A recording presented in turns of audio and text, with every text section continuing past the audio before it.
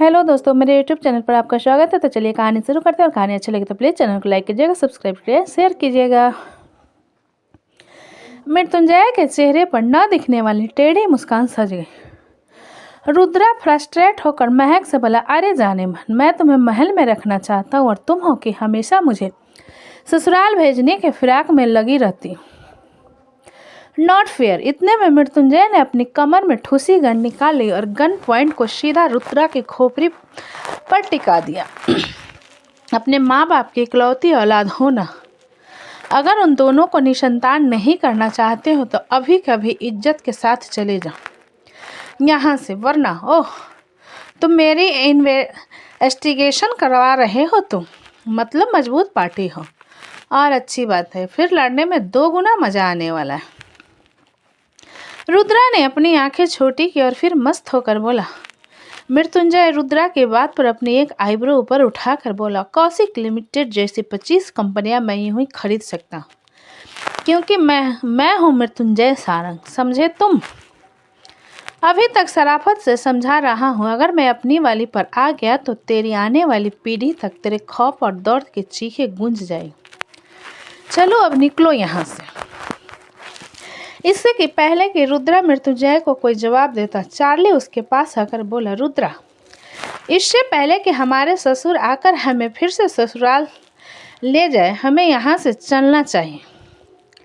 इन लोगों को हम बाद में देख लेंगे। चार्ली की बात पर रुद्रा मुस्कुराकर अपने कदम पीछे लेने लगा और फिर महक की तरफ देख कर बोला, जाने मन, बहुत जल्दी मुलाकात होगी तुमसे, इस बार करीब से।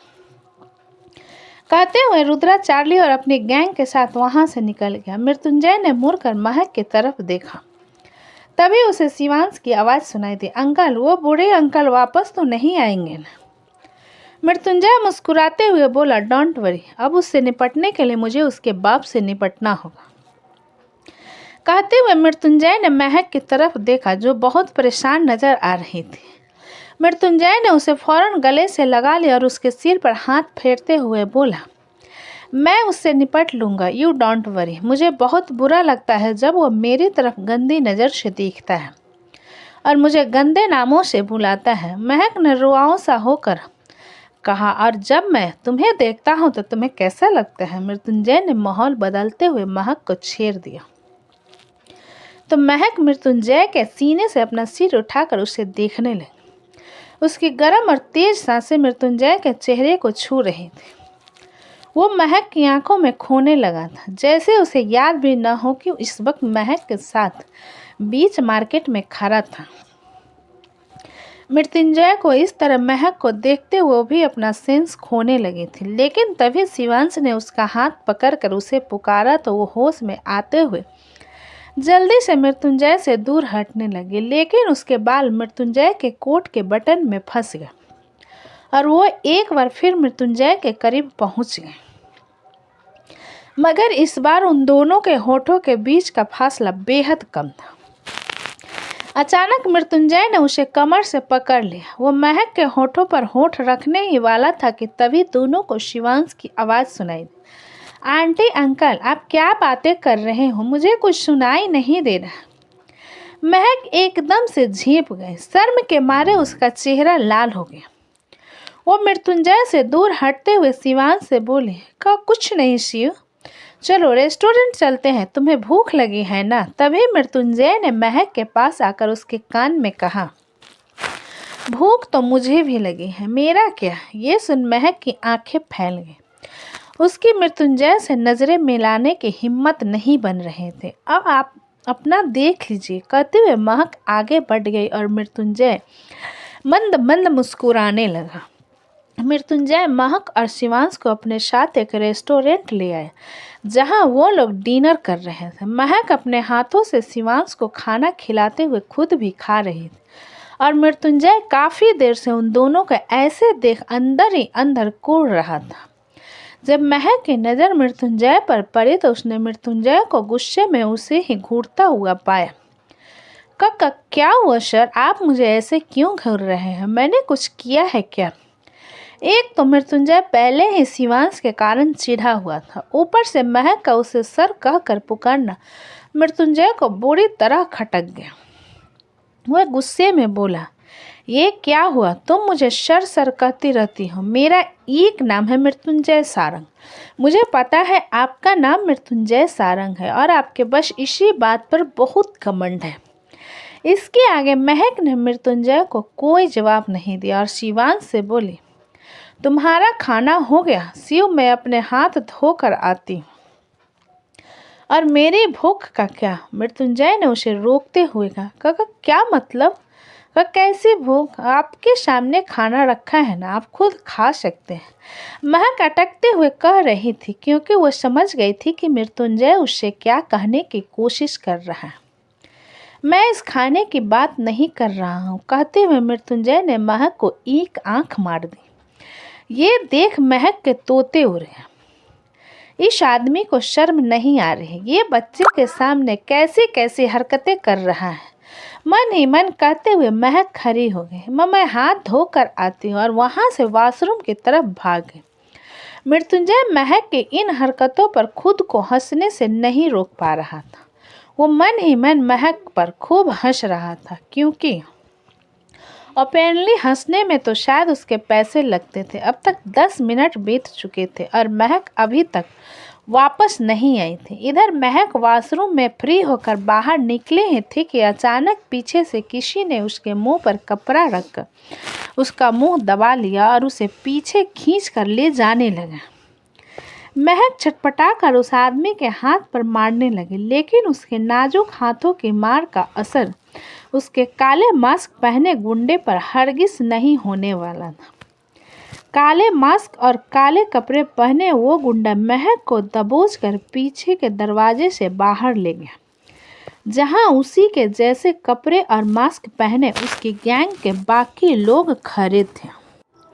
वो महक को घसीटते हुए वही रेस्टोरेंट के पिछले रास्ते पर खड़े वैन की तरफ ले जाने लगे। मुंह दबा होने के कारण महक का सांस लेना भी दुश्वार हो रहा था। कुछ देर अगर उसका मुंह ऐसे ही बंद रखा तो वो शायद अपनी सांसें भी खो दे, मगर वो पूरी हिम्मत के साथ अपनी आवाज़ बाहर निकालने की कोशिश करते हुए अपने हाथ पैर मार रहे थे। धीरे धीरे उसका जिस्म ढीला भी पड़ने लगा था। इधर 20 मिनट गुजर जाने के बाद मृत्युंजय अब गुस्से में टेबल से उठ खड़ा हुआ और वॉशरूम की तरफ जाने लगा। जब तक मैं तुम्हारे आंटी को लेकर वापस नहीं आ जाता तुम यहाँ से हिलोगे नहीं, समझे तुम? मृत्युंजय ने शिवांश को वार्निंग दी और शिवांश ने हाँ में गर्दन हिला दी। लगता है आंटी अब से ज़्यादा नाराज हो गई है, इसलिए अब आपके पास वापस नहीं आना चाहते।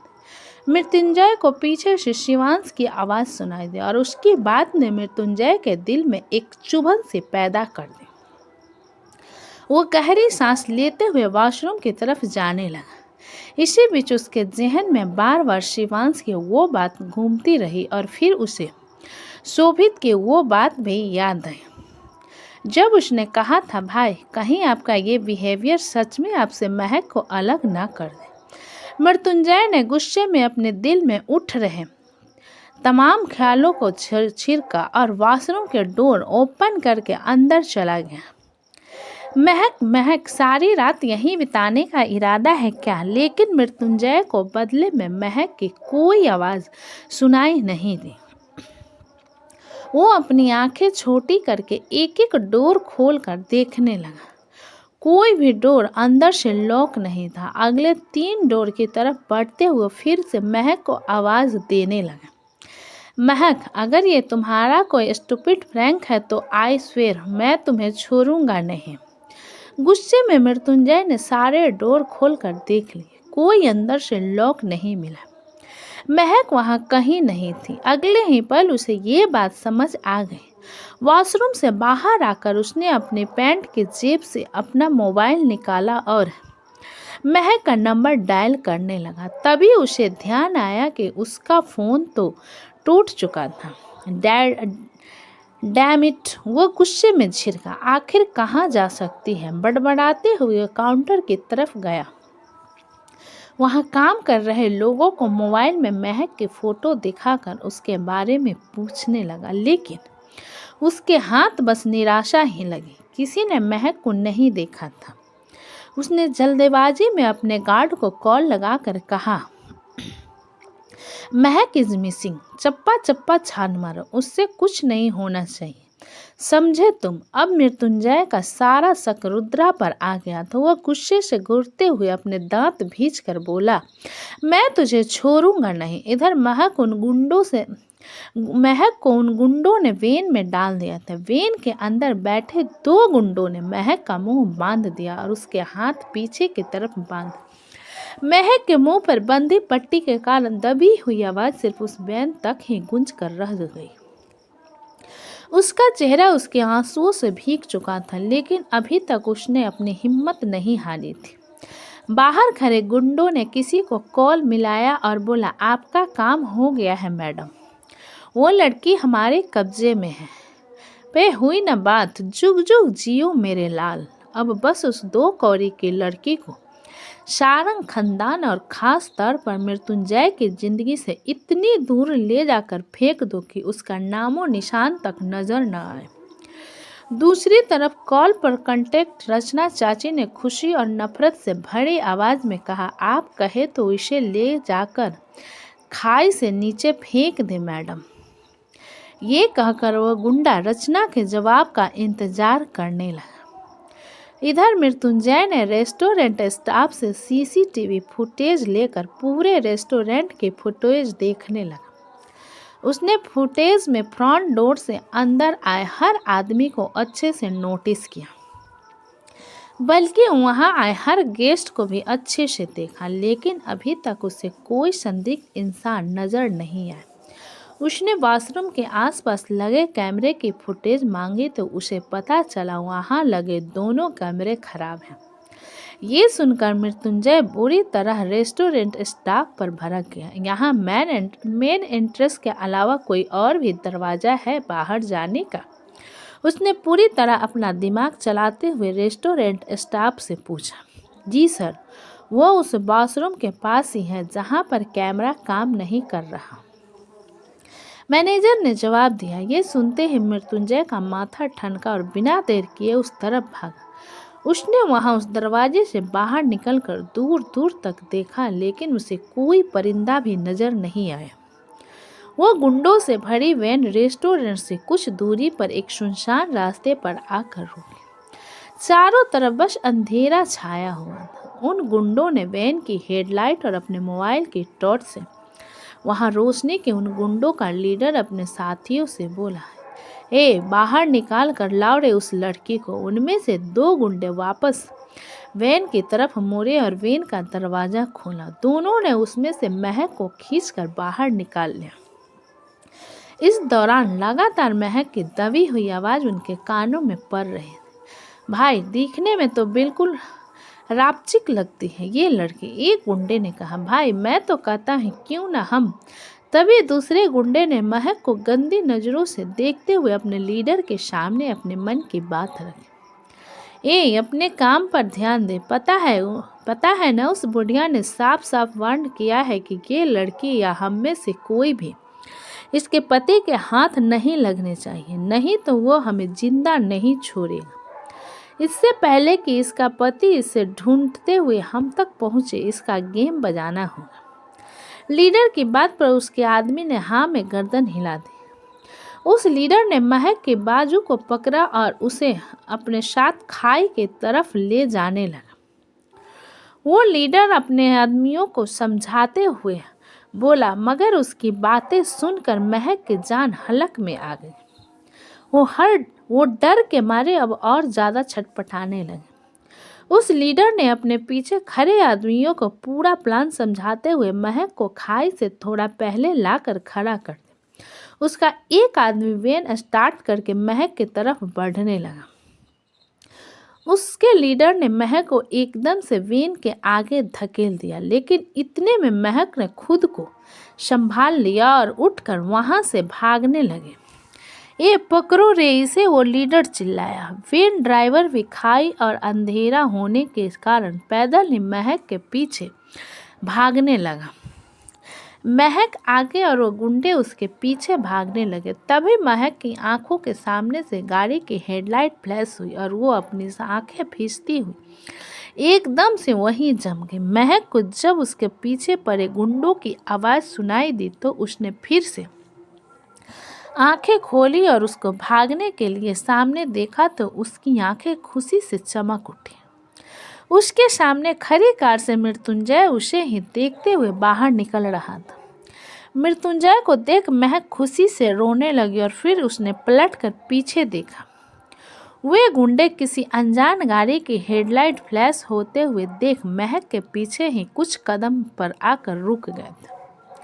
महक ने वापस मुड़कर आगे देखा तो मृत्युंजय अपने ही रोब और गुस्से के साथ उसकी तरफ बढ़ा चला आ रहा था। उसने देर नहीं की और भागकर मृत्युंजय से जाकर लिपट गए। उसके हाथ अभी भी पीछे बंधे थे और उसके मुंह में बंधी पट्टी के कारण उसके सिसकने की दबी दबी आवाज़ आ रही थी। मृत्युंजय ने गुस्से और फिक्र से चूर अपनी लाल आंखें महक को आंखों से मिलाई और महक के चेहरे को पकड़कर सर्द आवाज़ में बोला, ठीक हो तुम? महक ने हाँ में गर्दन हिला दी और मृत्युंजय के सीने में छिपकर फूट फूट कर रोने लगी। मृत्युंजय ने उसके कसकर अपनी बाहों में समेट लिया। इतने में उसे सामने गुंडों की तरफ से आवाज़ आई, ये कौन है बे तू? तेरा बाप? मृत्युंजय ने धधकती आंखों से कहा और अथाह गुस्से के साथ सामने गुंडों को घूरने लगा। कहेंगे इसका पति तो नहीं? एक गुंडे ने अपने लीडर के कान में फुसफुसा कर कहा। भाई फिर लड़की। दोस्तों कहानी कैसी लगी मुझे कमेंट में लिखें और अच्छी लगे तो प्लीज़ चैनल को लाइक करें, सब्सक्राइब करें एंड शेयर करें। आगे की कहानी सुनने के लिए मुझे कमेंट करें और इसी तरह अपना प्यार भरा सपोर्ट हमें देते रहें। कहानी सुनने के लिए धन्यवाद।